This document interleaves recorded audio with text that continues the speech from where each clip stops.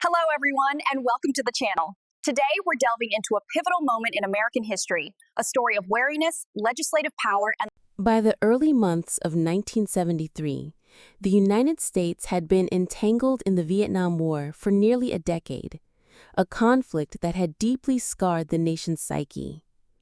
What began as a mission to contain communism had spiraled into a grueling quagmire, claiming tens of thousands of American lives and countless more Vietnamese, both military and civilian.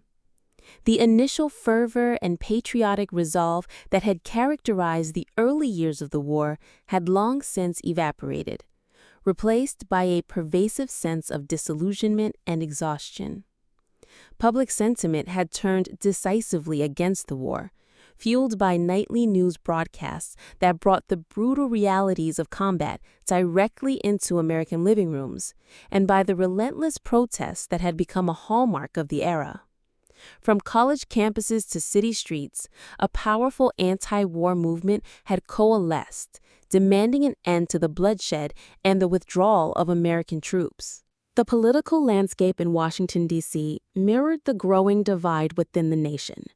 President Richard Nixon, having campaigned on a promise of peace with honor, had initiated a strategy of Vietnamization, gradually withdrawing U.S. ground troops while attempting to bolster the South Vietnamese military. However, even as troop numbers dwindled, U.S. air power remained heavily engaged, and clandestine operations continued, perpetuating the conflict.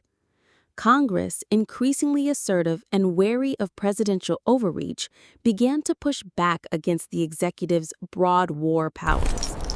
The Gulf of Tonkin Resolution, which had granted the president vast authority to conduct military operations in Southeast Asia, was now viewed by many legislators as an egregious relinquishment of their constitutional duties. We need to hold this line. A sense of urgency pervaded the halls of power.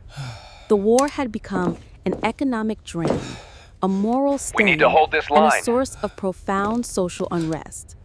Amidst this backdrop, a crucial piece of legislation began to take shape, the Case Church Amendment. Named after its principal sponsors, Senator Clifford Case of New Jersey and Senator Frank Church of Idaho, this amendment was not merely another legislative maneuver. It was a direct challenge to the executive branch's ability to unilaterally conduct war. Its core objective was starkly clear: to prohibit the use of federal funds for any further U.S. military operations In today's session, the in, committee addressed the over, critical issues or of off the economic coast reform. of Indochina after August 15, 1973. This meant a complete cessation of bombing campaigns, naval operations, and any ground combat.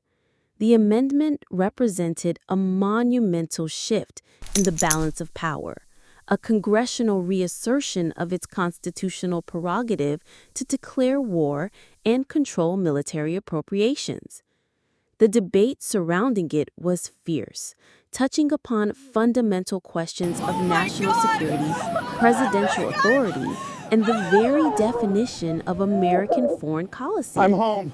Proponents argued that it was the only way to genuinely end U.S. entanglement and force a final withdrawal, while opponents warned of abandoning allies and undermining the peace process. The stage was set for a legislative showdown that would forever alter the course of the Vietnam War and redefine the relationship between the branches of government.